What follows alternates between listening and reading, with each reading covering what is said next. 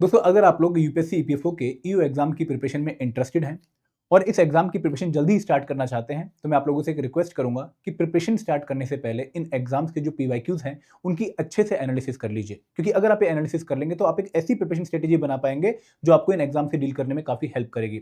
और इस वीडियो में मैं आप लोगों के लिए पास्ट ईयर पेपर्स की एनालिसिस लेकर आया हूं। मैं आप लोगों से रिक्वेस्ट करूंगा कि आप ये वीडियो एंड तक पक्का देखिए, क्योंकि आपको भी एक अच्छी इंसाइट यहां से मिलेगी जिसके थ्रू आप अपनी प्रिपरेशन स्ट्रेटेजी को इंप्रूव कर सकते हैं। लेकिन आगे बढ़ने से पहले मैं आप लोगों को बताना चाहूंगा कि काफी बच्चे ऐसे हैं जिनको ऐसा लगता है कि सर नोटिफिकेशन नहीं आने वाली है और आप बेफालतू में वीडियो लेके आए जा रहे हैं, हमें ये वीडियो फ्रस्ट्रेट कर रही है, उनका गुस्सा भी निकलता है मेरी वीडियो में कमेंट सेक्शन की फॉर्म में। बट दोस्तों, मैं आपको यही बताना चाहूंगा कि भाई देखो, इस एग्जाम की जो रिक्वेशन है वो चली गई है ईपीएफओ की तरफ से यूपीएससी को, और 74 एपीएफसी वैकेंसीज की और 156 ईओ वैकेंसीज नोटिफिकेशन कभी भी रिलीज हो सकती है। मैं ये नहीं कहूंगा कि वो कल आ जाएगी या परसों आ जाएगी, मैं ये कहूंगा कि भाई नोटिफिकेशन आ सकती है, क्योंकि यूपीएससी ने खुद माना है कि उनके पास रिक्वेशन चली गई है। तो आप लोगों को प्रिपरेशन स्टार्ट कर देनी चाहिए, क्योंकि एग्जाम की नोटिफिकेशन कभी भी आ सकती है। दूसरा रीजन ये कि भाई इस एग्जाम का सिलेबस बहुत वास्ट है। दोस्तों, यहाँ पर आपको जीएस कंपोनेंट प्रिपेयर करने पड़ते हैं। जीएस कंपोनेंट में इंडियन पॉलिटी आता है, इकोनॉमी आता है, साइंस आता है, हिस्ट्री आता है, कल्चर आता है। तो अगेन एक बहुत बड़ा सिलेबस है। इसके साथ साथ आप लोगों को QI plus current affair prepare करना पड़ता है, जो कि अपने आप में एक बहुत बड़ा चैलेंज है। And last but not least, इस एग्जाम के लिए आपको कुछ स्पेशल कंपोनेंट भी प्रिपेयर करने पड़ते हैं, like accountancy, iron labour law, auditing, insurance, social security, computer awareness. तो क्योंकि इतना वास्ट सिलेबस है, इसलिए आपको प्रिपरेशन भी करनी चाहिए। अगर आपको लगता है भाई नोटिफिकेशन नहीं आने वाली है, तो मैं आपसे ये रिक्वेस्ट करूंगा कि थोड़ा प्रिपरेशन का टाइम कम कर दीजिए। अगर आप 6 घंटे पढ़ रहे हैं ईपीएफओ ईओ के लिए, तो आप इसको 3 घंटे कर लीजिए। बट प्लीज पढ़ते रहिए, रिदम मेंटेन करके रखिए, क्योंकि जब नोटिफिकेशन आएगी तो आपको बड़ा कॉन्फिडेंस मिलेगा कि हाँ भाई, मैं इस एग्जाम की पहले से तैयारी कर रहा था, मैंने अपना पुराना टाइम वेस्ट नहीं किया। तो मेरी रिक्वेस्ट यही है। बट अगर आप नहीं मानना चाहते तो प्लीज आप जो है सेशन लीव कर सकते हो, आपके लिए सेशन नहीं है। और दोस्तों, अगर आप लोग एपीएफसी एग्जाम की प्रिपरेशन स्टार्ट करना चाह रहे हो या फिर एपीएफसी एग्जाम की प्रिपरेशन स्टार्ट करना चाह रहे हो, तो आपके पास हमारी कंप्रेहेंसिव गाइड बुक होनी बहुत जरूरी है, जहां पर आपको काफी इंफॉर्मेशन मिलती है regarding APFC and EO exam. इन एग्जाम्स के लिए क्या पढ़ना है, टॉपिक्स की लिस्ट आपको मिल जाएगी। इन एग्जाम्स के पीवाईक्यूज कैसे आते हैं, अगर आप लोगों ने खुद पीवाईक्यूज जो है एनालिसिस करनी है, तो आपने वो डाउनलोड करने हैं। कहां पे मिलेंगे आपको? इस वीडियो के डिस्क्रिप्शन के लिंक में जो गाइड बुक में आपको मिल जाएंगे पीवाईक्यूज, आपने खुद उनकी एनालिसिस करनी है। एंड दोस्तों, इसके साथ साथ आप लोगों को एक प्रिपरेशन स्ट्रेटेजी इस गाइड बुक में मिलती है, जिसको फॉलो करके आप इन एग्जाम्स में काफी अच्छा परफॉर्म कर सकते हो। ये गाइड बुक आपके लिए टोटली फ्री है, तो आप लोगों को अभी अपनी कॉपी डाउनलोड कर लेनी है। अब हम बात करते हैं पीवाईक्यू एनालिसिस की फॉर द ईओ एग्जामिनेशन। दोस्तों, हम क्यों पीवाईक्यू एनालिसिस कर रहे हैं? क्या जरूरत है हमें पीवाईक्यू एनालिसिस करने की? हम डायरेक्टली प्रिपरेशन स्टार्ट क्यों नहीं कर रहे हैं? हम डायरेक्टली लक्ष्मीकांत उठा के इंडियन पॉलिटी पढ़नी शुरू क्यों नहीं कर रहे हैं? दोस्तों, इसका कारण यह है कि पीवाईक्यूज जो है वो हमें हेल्प करते हैं डेप्थ ऑफ प्रिपरेशन को आइडेंटिफाई करने में। अगर सिलेबस आपको बताता है कि भाई किस एग्जाम के लिए क्या क्या प्रिपेयर करना है, तो पीवाईक्यूज आपको बताते हैं कि भाई इन टॉपिक्स को इस लेवल तक प्रिपेयर कर। तो अगर आप ये जानना चाहते हैं कि भाई Indian polity, modern history, accountancy, iron labour law को मुझे किस डेप्थ तक प्रिपेयर करना है, कितना डिफिकल्टी लेवल एग्जाम में देखने को मिल सकता है इन कंपोनेंट्स का, तो वो अंदाजा आप पीवाईक्यू के एनालिसिस के थ्रू लगा सकते हैं। इसके साथ साथ दोस्तों, पीवाईक्यूज हमें बताते हैं कि भाई ओवरऑल डिफिकल्टी लेवल क्या है, बाकी एग्जाम्स के कंपैरिजन में एपीएफसी ईओ एग्जाम का जो है डिफिकल्टी लेवल क्या है। इसके साथ साथ मोस्ट इंपॉर्टेंट टॉपिक्स कौन से एग्जाम के, किस स्टाइल के क्वेश्चन एग्जाम में आते हैं, किस कंपोनेंट में कितने क्वेश्चन आते हैं, किस कंपोनेंट का क्या डिफिकल्टी लेवल है। तो बहुत सारी एनालिसिस हमें पीवाईक्यू एनालिसिस के थ्रू मिलती है, जो हमारी प्रिपरेशन स्ट्रेटेजी को अच्छा बनाने में हमारी हेल्प करती है। तो दोस्तों, यहाँ पे हम स्टार्ट करते हैं सबसे पहले कि भाई एपीएफसी एग्जाम की जो ईओ एग्जाम की जो पीवाईक्यू एनालिसिस है, यहाँ पर हम सबसे पहले ओवरऑल डिफिकल्टी लेवल को जो है समझने की कोशिश करते हैं। देखिए, ओवरऑल डिफिकल्टी लेवल का मतलब ये है कि जो एग्जाम है ईओ का, वो एब्सोल्यूट लेवल पे कितना डिफिकल्ट है। अगर हम इसको बाकी एग्जाम से कंपेयर ना करें और इन्हीं ईओ एग्जाम के मल्टीपल ईयर्स को हम कंपेयर करें, तो कितना डिफिकल्टी लेवल हमें ईओ एग्जाम का देखने को मिलेगा और इसमें चेंजिंग ट्रेंड क्या है, सबसे पहले हम ये समझते हैं। अगर मैं ओवरऑल डिफिकल्टी लेवल की बात करूं, तो 2017 में जब ये एग्जाम हुआ था, तो जो मॉडरेट पेपर आपको देखने को मिला था, बहुत टफ पेपर नहीं था। मैं यहाँ पर अपनी मॉडरेट की डेफिनेशन को भी जो है क्लैरिफाई कर दूं। एक पर्टिकुलर पेपर जहां पर आप अप्रोक्सीमेटली 70% क्वेश्चन सॉल्व कर सकते हैं विद एवरेज प्रिपरेशन, वो पेपर मॉडरेट है। जहां पर ये नंबर आपका लेस देन 50% हो जाएगी, भाई बहुत ही मुश्किल पेपर था, 50% नंबर भी नहीं आ रहे हैं, तो ये डिफिकल्ट लेवल हो गया। और अगर आपका ये नंबर ग्रेटर देन 80% हो जाता है, तो वो हमारा पेपर ईजी माना जाता है। तो यहाँ पर जो लेवल है वो लगभग 50 से 80 के बीच वाला है, मॉडरेट लेवल का पेपर था। कि भाई जिस बच्चे ने अच्छी प्रिपरेशन करी है, अच्छा एफर्ट डाला है, तो वो एग्जाम में 50 से 80% के बीच में स्कोर कर सकता था। अगर मैं 2021 के पेपर की बात करूं, तो यहां पर भी जो पेपर था वो काफी मॉडरेट था। देखिए, और मैं यहाँ पे बता भी देता हूँ कि मॉडरेट क्यों था। मॉडरेट इसलिए था कि भाई ऑलमोस्ट 40% क्वेश्चन जो थे एग्जाम में, इन दोनों ही पेपर में, वो आपके फैक्चुअल नेचर के थे। मतलब वहाँ पे बहुत ज़्यादा कंसेप्ट की एप्लीकेशन नहीं लग रही थी, डाटा बेस्ड क्वेश्चन थे, स्ट्रेट फॉरवर्ड क्वेश्चन थे, इसलिए पेपर को थोड़ा ईजी माना गया। लेकिन अगर आप लोग 2023 का पेपर देखेंगे ईओयू का, तो आपको एक ड्रास्टिक चेंज देखने को मिलेगा। ऐसा लगेगा कि भाई यूपीएससी ने एकदम जो है डिफिकल्टी लेवल को बहुत ज़्यादा राइज़ कर दिया है। तो यहाँ पे 2023 का पेपर बहुत डिफिकल्ट क्यों डिफिकल्ट था? क्योंकि भाई नंबर ऑफ क्वेश्चंस जो फैक्चुअल थे वो काफ़ी कम कर दिए गए, नंबर ऑफ एनालिटिकल क्वेश्चंस को बढ़ा दिया गया। इसके साथ-साथ जो पहले अकाउंटेंसी या हायर लेवल की वेटेज थी उसको भी इंक्रीज़ कर दिया गया। तो काफ़ी बच्चों को अनएक्सपेक्टेड पेपर 2023 में देखने को मिला और उसे डील करने में काफ़ी लोग जो है परेशान भी हुए और इसी वजह से शायद आप लोगों को इन दोनों एग्जाम्स की कट ऑफ में मोर देन 50 मार्क्स का जो है डिफरेंस देखने को मिलता है। यहाँ पे जो कट ऑफ गई थी अराउंड 188 के आसपास गई थी जनरल कैटेगरी अगर मैं बात करूं, और यहाँ पर जो कट ऑफ गई थी वो अराउंड 138 के आसपास गई थी। तो ये जो ड्रास्टिक ड्रॉप आया कट ऑफ में, वो इस वजह से आया कि भाई 2023 का पेपर जो है वो काफी डिफिकल्ट था। नंबर ऑफ वैकेंसी में फर्क नहीं था, नंबर ऑफ वैकेंसी इस टाइम पे 421 थी और इस टाइम पे 418 थी, लेकिन फिर भी कट ऑफ में 50 मार्क्स का डिफरेंस आपको डिफिकल्टी लेवल की वजह से देखने को मिलता है। तो दोस्तों 2025 में अगर आप इस एग्जाम को टारगेट कर रहे हैं तो आपको ये मान के चलना पड़ेगा कि भाई एग्जाम आसान नहीं आने वाला है। बहुत सिंपल प्रिपरेशन से एग्जाम क्वालिफाई करने की अगर आप सोच रहे हैं तो बहुत मुश्किल आपके लिए होने वाली है। आपको डेडिकेटेड प्रिपरेशन इस एग्जाम की करनी पड़ेगी, क्योंकि आगे भी आपको इस एग्जाम का लेवल डिफिकल्ट ही देखने को मिलने वाला है। अगर दोस्तों मैं इसको रिलेटिव सेंस में कवर करूं बाकी एग्जाम्स के कंपैरिजन में, तो अगर आप यूपीएससी सीएससी के प्रीलिम्स एग्जाम को डिफिकल्टी लेवल में 10 आउट ऑफ 10 मांगते हैं कि भाई ये एग्जाम तो बहुत टफ है यूपीएससी प्रीलिम्स का, अगर एसएससी के कंपैरिजन में, स्टेट पीसीएस के कंपैरिजन में ये एग्जाम सबसे ऊपर है यूपीएससी प्रीलिम्स 10 आउट ऑफ 10। तो उस केस में 2023 का जो एपीएससी एग्जाम था वो 9 आउट ऑफ 10 था, काफी डिफिकल्ट था। जो ईओ एग्जाम था वो थोड़ा सा कम, बस 0.5 कम आप मान लीजिए एपीएससी एग्जाम से, 8.5 डिफिकल्टी लेवल का वो भी था। तो काफी अच्छा डिफिकल्टी लेवल आपको ईओ एग्जाम का भी देखने को मिल रहा है। अगर किसी बच्चे ने यूपीएससी एग्जाम की प्रिपरेशन करी है तो वो अगर 21 प्रिपरेशन है तो ईओ एग्जाम के लिए आपको 20 प्रिपरेशन चाहिए थी, एसएससी एग्जाम के लिए आपको 19 प्रिपरेशन चाहिए थी। तो यहाँ पर रिलेटिव डिफिकल्टी लेवल की अगर मैं बात करूं तो ईओ कहीं ना कहीं एसएससी से ऊपर है, ठीक है। एसबीआई के पीए को जो फेज 1 एग्जाम है उससे ऊपर है, या फिर अगर मैं स्टेट पीसीएस की बात करूं तो उसके पैरेलल है। तो काफी अच्छा डिफिकल्टी लेवल आपको ईयू एग्जाम में भी देखने को मिलता है। अगर आप बाकी एग्जाम्स की तैयारी कर रहे हैं तो उनमें अगर वो एग्जाम यूपीएससी सीएससी है तो आपको थोड़ा सा हल्कापन यहाँ पर देखने को मिलेगा, लेकिन अगर आप एसएससी या फिर स्टेट पीसीएस या फिर किसी और एग्जाम की तैयारी कर रहे हैं तो आपको लेवल अपना हल्का सा इंक्रीज करना पड़ेगा।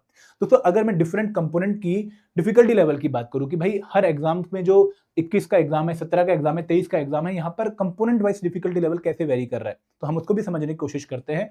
अगर मैं इंग्लिश कंपोनेंट की बात करूं, ठीक है, एक बहुत ही इंपॉर्टेंट कंपोनेंट एग्जाम का, क्योंकि काफी अच्छी वेटेज है इस एग्जाम की, इस कंपोनेंट की इस एग्जाम में अराउंड 20 क्वेश्चन आपको इस कंपोनेंट से देखने को मिलेंगे।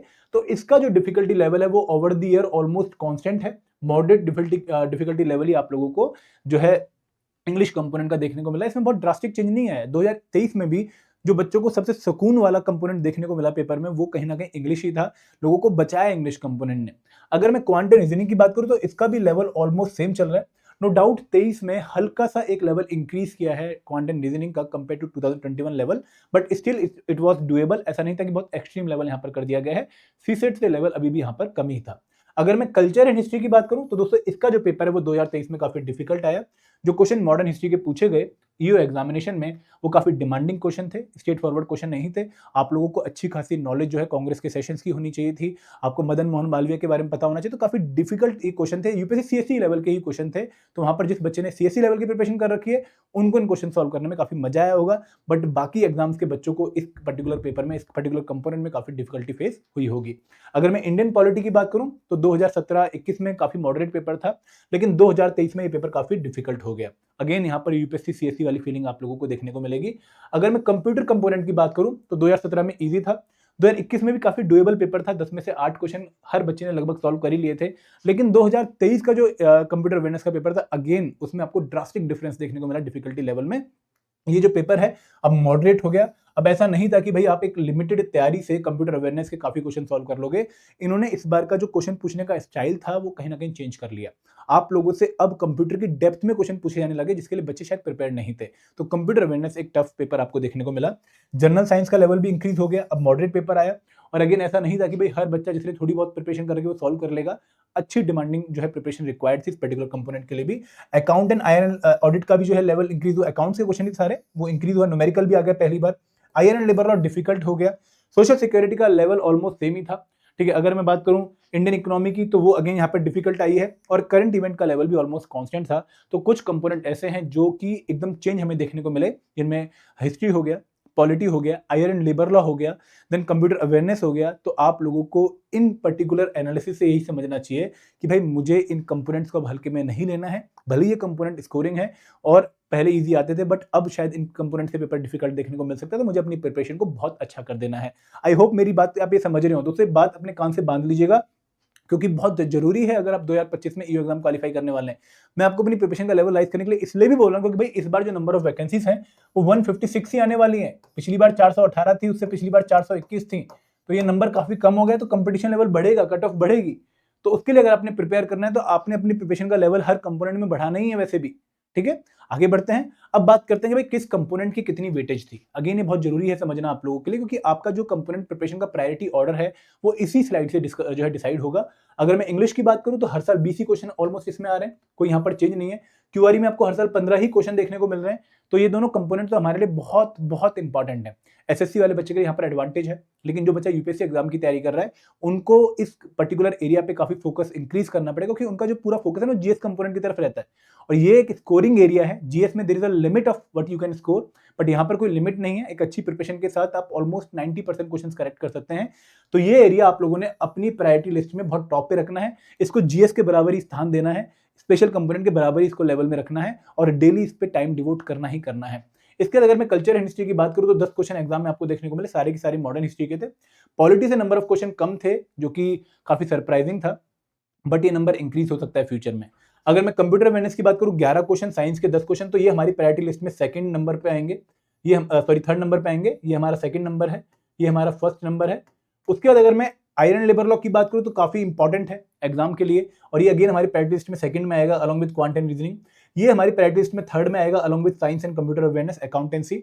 सोशल सिक्योरिटी के 8 क्वेश्चन थे, करंट इवेंट्स के 10 क्वेश्चन थे, ये हमारी प्रायोरिटी लिस्ट में थर्ड हो जाएगा, और इंडियन इकोनॉमी के 7 क्वेश्चन थे। तो यहाँ पे ऐसा नहीं है कि पैटर्न आपको फिक्स देखने को मिला, पैटर्न वेरी करता जा रहा है। 17 से करंट अफेयर के क्वेश्चन 10 हो गए हैं, अकाउंटेंसी के क्वेश्चन जो है कम हो गए, आयरन लेबर लॉ के क्वेश्चन 8 से 15 हो गए। तो अगेन आप लोगों को वेरिएशन देखने को मिल रही है। आप लोगों ने मान के चलना है कि 8 कंपोनेंट ऐसे हैं जहां से आपको 100 प्लस क्वेश्चन एग्जाम में देखने को मिलेंगे, जिनमें इंडियन सबसे पहले English, QRE, history, polity, computer science, accountancy और आयरन लेबर लॉ। ये जो मैंने कंपोनेंट बता दिए ये आपकी प्रायोरिटी लिस्ट में हर वक्त टॉप पे होने चाहिए। तो this was about the weightage of different component और आपको किस तरीके से इनको हैंडल करना है।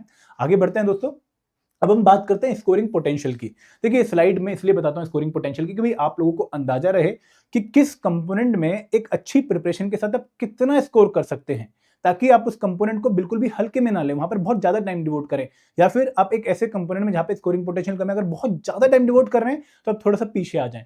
तो यहाँ पे समझिए कि भाई अगर आप इंग्लिश कंपोनेंट में अच्छी खासी प्रिपरेशन कर लेते हैं तो 10 में से 8 क्वेश्चन आप इजीली सॉल्व कर सकते हैं, क्यूआरई में 8 क्वेश्चन आप इजीली सॉल्व कर सकते हैं, लेकिन पॉलिटी और हिस्ट्री में देयर इज अ लिमिट, आप 6-7 क्वेश्चन ही मैक्सिमम सॉल्व कर पाएंगे, क्योंकि पेपर में काफी अच्छे लेवल के क्वेश्चन आ रहे हैं। सिमिलरली अगर मैं कंप्यूटर की बात करूं 7, साइंस में 7, अकाउंटेंसी में आप 8 क्वेश्चन सॉल्व कर सकते हैं, बाकी में भी जो लेवल है वो 7-6 के आसपास है। तो आप लोगों को इन 3 एरियाज पे 1, 2 और 3 काफी टाइम डिवोट करना चाहिए, क्योंकि यहाँ पर आप अपना स्कोर काफी बढ़ा सकते हैं। ठीक है, ये बात भी आप लोगों को समझ आ गई है।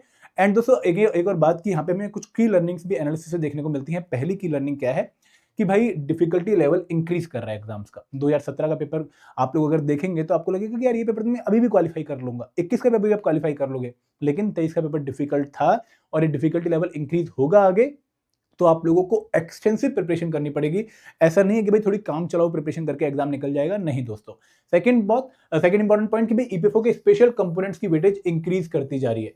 आप लोगों ने आयरन लेबर लॉ की वेटेज इंक्रीज देखी है, जो है कंप्यूटर अवेयरनेस के क्वेश्चन इंक्रीज हो रहे हैं, डिफिकल्टी भी हो रहे हैं, तो उन कंपोनेंट्स पे अब आपका स्पेशल फोकस होना चाहिए। अब ऐसा नहीं रहा टाइम कि आप जीएस एंड क्यूआरई से ही पेपर निकाल लो, पॉसिबल नहीं है वो। ठीक है, एक और चीज कि भाई science, computer, English low hanging fruit है, इनको बहुत अच्छे से हैंडल करिएगा। जीएस कंपोनेंट पे बहुत ओवर टाइम मत लगाइएगा, एक लिमिटेड टाइम ही जरूरी है।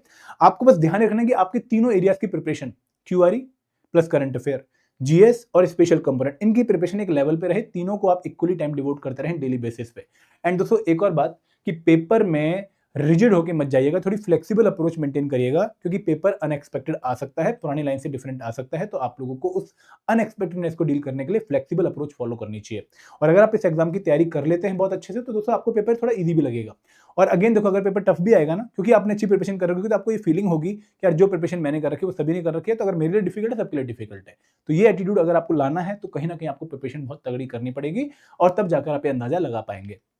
आगे बढ़ते हैं, बात करते हैं अगर आप लोग इस एग्जाम की प्रिपरेशन स्टार्ट करने वाले हैं तो सेल्फ स्टडी से एग्जाम क्रैक हो सकता है, कोई डाउट नहीं है उसमें। आप लोगों ने बस राइट स्टैंडर्ड बुक्स पढ़नी है। लेकिन अगर आप लोग एक कोर्स के थ्रू तैयारी करना चाहते हैं तो हमने मल्टीपल कोर्स आपके लिए लॉन्च कर रखे हैं, जिनमें सबसे पहले है मास्टर कोर्स। मास्टर कोर्स एक ऐसा कोर्स है जहां पर हम आपको हर कंपोनेंट की कंप्रेहेंसिव प्रिपरेशन करवा रहे हैं। आपको accountancy, iron and labour law, quant, reasoning, her component की रिकॉर्डेड वीडियोस, नोट्स जिनको आप डाउनलोड कर सकते हैं। Chapter wise quiz, weekly mentor talk यहाँ पर प्रोवाइड कर रहे हैं। तो ये कोर्स उन बच्चों के लिए जो कि बिगिनर हैं या फिर जॉब के साथ तैयारी कर रहे हैं। ये कोर्स, स्पेशल सब्जेक्ट कोर्स, उन बच्चों के लिए जिनका जीएस एंड क्यूआरई ऑलरेडी प्रिपेयर्ड है, जिनको सिर्फ उनके प्रैक्टिस एमसीक्यूज चाहिए, लेकिन special component like iron and labour law, accountancy, auditing, insurance वो उन्होंने प्रिपेयर नहीं किया है, तो वो इस कोर्स में एनरोल कर सकते हैं। और तीसरा कोर्स है टेस्ट सीरीज, ये उन बच्चों के लिए जिन्होंने एक बार प्रिपरेशन कंप्लीट कर ली है और अब सिर्फ रिवीजन और प्रैक्टिस करना चाहते हैं, तो वो इस कोर्स में आके अपनी प्रैक्टिस कर सकते हैं, क्योंकि यहाँ पे हम आपको टेस्ट सीरीज प्रोवाइड कर रहे हैं। तो ये आप लोगों के लिए कोर्स है। आई होप आपको काफी मजा आया होगा इस सेशन में। एंड दोस्तों प्लीज मुझे कमेंट सेक्शन में बताइएगा कि भाई आपको एनालिसिस कैसी लगी। आप प्लीज अपनी एनालिसिस खुद भी करिएगा। और दोस्तों इसके बाद हम देखेंगे कि भाई आप अपनी प्रिपरेशन कैसे स्टार्ट कर रहे हैं। ठीक है, तो this is all from my side. Thank you very much. जय हिंद, जय भारत।